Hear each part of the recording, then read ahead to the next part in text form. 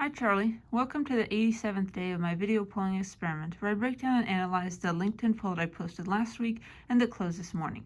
Now last week's question was inspired by an article I read in one of my newsletters that announced that Microsoft was celebrating its 50th anniversary, which means that Microsoft was founded in 1975, which seems like a lifetime ago. It was definitely 30 years at least before I was born, and I'm just amazed that Microsoft has been around for this long. So that little announcement inspired me to ask the poll question, is Microsoft a good company to invest in right now? There were three answer choices: yes, no, and maybe. Now, while I'm grateful for all 75 individuals who voted on this poll, that is a bit below my average of about 80 to 85 votes per poll, which I'm a bit curious about because Microsoft is a pretty well-known brand and it's part of the Magnificent Seven, the most prominent tech stocks in the United States that often drive the growth or declines in the S&P 500. So I thought that people would be a bit more familiar with the topic and willing to answer a poll question about it. But it looks like perhaps it was a little bit niche for some people's tastes. So anyway, here's how the distribution ended up breaking down. 45% of these 74 voters said that yes, Microsoft is a good company to invest in right now. 7% of them said no, Microsoft is not a good company to invest in right now. And 59% of them were honest enough to say maybe Microsoft is a good company to invest in right now, but I'm not entirely sure.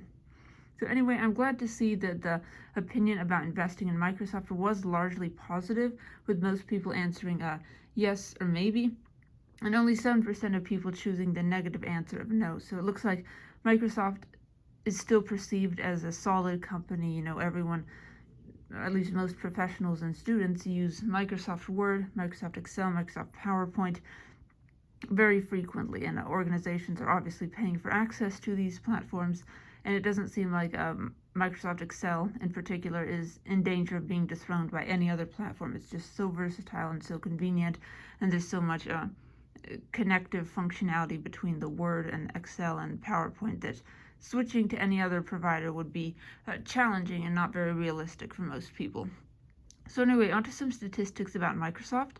As I mentioned earlier, Microsoft is now 50 years old, meaning it was founded in 1975. CEO Steve Ballmer tripled Microsoft's revenue from 2000 to 2013. In 2015, Microsoft stock was trading at $35 per share. This was down from the peak stock price of $58 in 1999. By 2025, Microsoft shares were worth a whopping $375, which means they increased tenfold over the 10 years between 2015 and 2025, which is extremely impressive for a company that at the time was 40 years old and coming on to its 50th anniversary.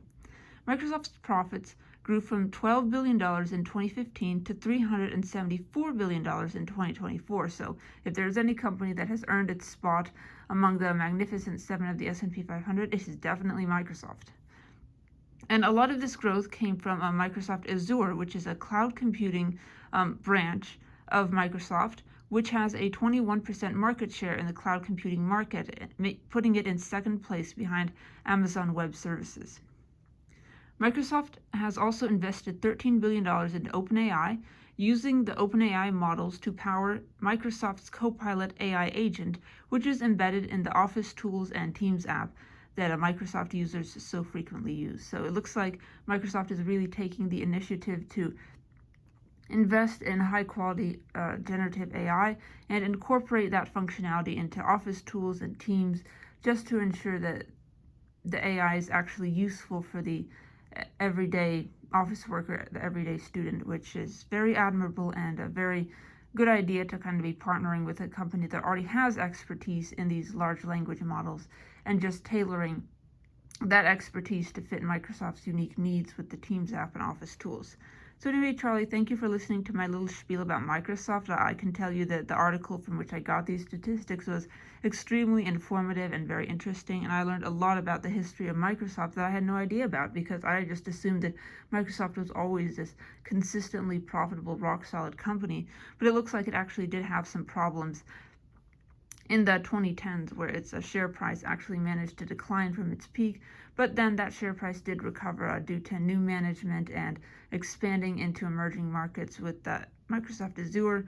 And now with the Copilot AI agent, it looks like Microsoft is still well positioned for growth and to kind of at least maintain its current revenue and share price, even if the market is going a little haywire right now.